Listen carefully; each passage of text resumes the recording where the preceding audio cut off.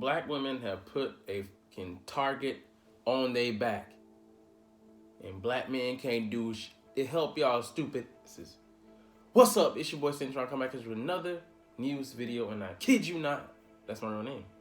And let's get to some analysis today as well. Man, you would have heard ad nauseum about this topic. Passport bros, and they doing that globally and all this stuff. But black women at home in the States, in America, have apparently heard enough.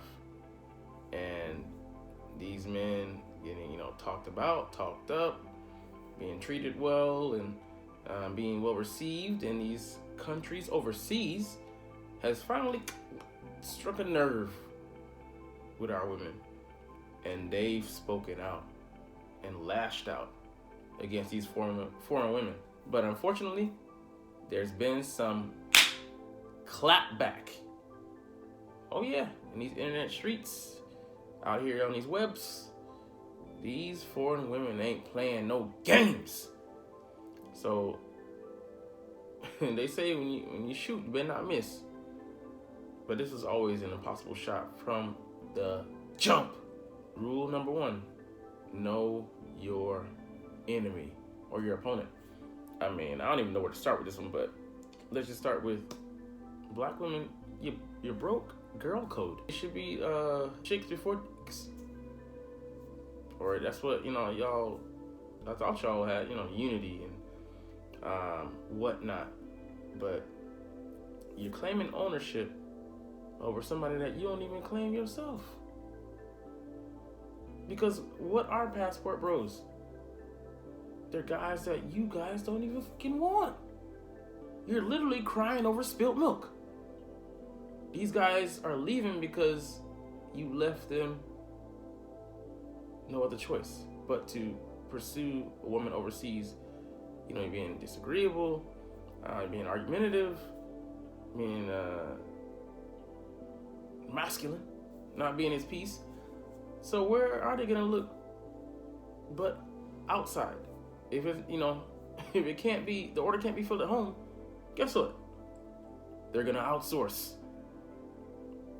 Just like jobs, similar things happen in this market. So I mean, it's crazy though. I thought women got along, and deep down y'all don't like each other. So I mean whether you want to admit it or not, it's competition, and y'all fight dirty. So yeah, I mean to the may the best woman win, but I mean it's just all kind of elbows and jabs being thrown, all stuff, insulting these women to insult the men as well. Or not just to insult the men. That wasn't enough. You weren't content just with insulting the men. You had to go after the women too. But here's the thing about these foreign women, these Thai women, these Filipino women. They fight back. They talk back. They clap back. And that's a whole nother country you're going to war with, and it's war words. I mean, it always was a losing battle. I mean, you're in America where you're not even number one. These are these people's women. I mean, black men ain't claiming no ownership over them. We're just going where there's, where we getting in, where we fitting in. Playing our, staying in our lane, playing our position. Y'all talking out of pocket. And just calling these women dirty. Like, that's just so insulting. Like, it wasn't but a couple of 100 years ago you were property while they were free. Or like, on the whole scale. They weren't being ruled over by a whole different group of people that don't even look the same as you, and you have the audacity to fix your mouth to call these people dirty. It's just like that, looking down on them, just disrespectfully, calling these women uneducated women. They're indication. They call it education is not an indicator of intelligence. You quite literally insulting their intelligence. When actually the numbers are what, between 70% and 80% divorce rate with in America, and 90% when the woman is college educated. But in these societies, it's far less. And yeah, I mean, even with a college education, these women are, playing their position in the family, serving their men, while y'all are strong, black, and independent, and alone. I mean, so that just, blows up right in your fucking face. And then call these women poor. Saying these men are going over there to take advantage of, someone who's poor and doesn't even speak the language.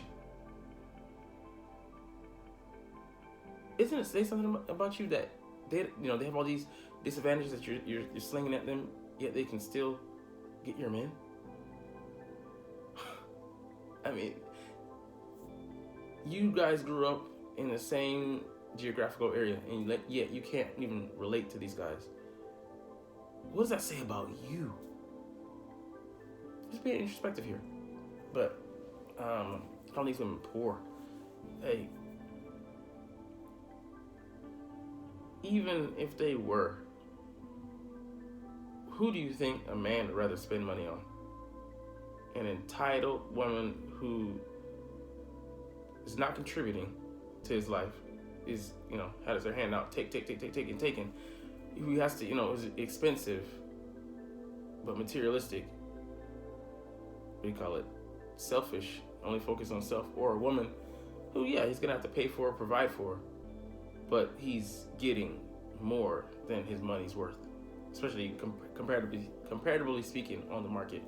When you look at the States. So if I'm end up paying anyways, which way do you think I'm gonna lean?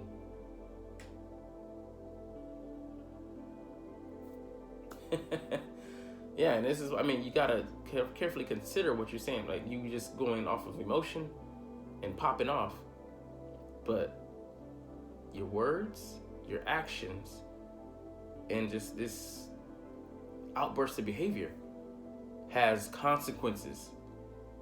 And this is funny, like, it's, this is why, like, I live, overseas, and I try to be not a model minority, but I know that I represent much more than just myself. I might be the first they come into contact with or meet, and a lot of the, especially the kids, I'm gonna be their first impression of a black person. I don't want that to be a, bad example that sticks out in their mind. Oh, damn, I hate, N-words, or I hate these black people because this guy acted a fool and showed me that they're untrustworthy. You got to think about that. So them seeing, like, people's, these women and as well as these countrymen from these different places around the world, seeing how you talk about these women without, holding back, unabashedly, it's gonna have consequences for the rest of us. Other women who may not even think the same as you are gonna be judged because of your words and your actions. But yet you're not even thinking about that, taking those factors into consideration. That you're not just speaking for yourself, you're speaking for all women that look like you. And then, like, the U.S. embassies have to, send out warnings so that, women go into these areas and you're trying to play peacekeeper because of the problems that you're making by opening your big fat mouths. They're like, oh, okay, these women want to talk reckless. See how welcome they'll be in our country. You're gonna catch flack for that you might have said, you might have regret, or you might not have, thought through. May not have meant it in that moment. Like, just you're venting. But this little device that you hold in your hand is so powerful because you're broadcasting information. Like, it used to take information a while to circle around the globe. Now, seconds. News, instant. Communication, instant. And also that recoil, instant. And you can't just take it back. It's there. Like, if someone gets a digital copy of it, it's there forever. Like, like the thing is, you forgot that these women are not black men. You can't just bully them. And you're seeing the world through your lens, through your solipsistic American entitled privilege point of view. And it's been ruined, quite honestly, by third wave feminism. They don't even want that. I've seen videos of Filipino women like, take your fucking, pity and sorries and feminism and keep that shit over there. We're good over here with this. Playing our traditional roles and getting along with our men. We're not at odds, at war with our men like black women are. I'll end it on this. The only group of women in the world, specifically the West, UK and America I can point to, that are at odds with their men to this degree. It's sad. A lot of y'all need to get off the plantation. We did it once, but you need to get off this plantation. Because they've got your fucking mind. And all you are is a good product for them. And they're just raking in the fucking benefits. But who am I? I'm just some black man that's unwanted. So I will go where I am. Like, comment, share, and subscribe if you like. Thanks for watching. Check me out at Centron Anime, Centron Life, or Centron Laughs, or other social media.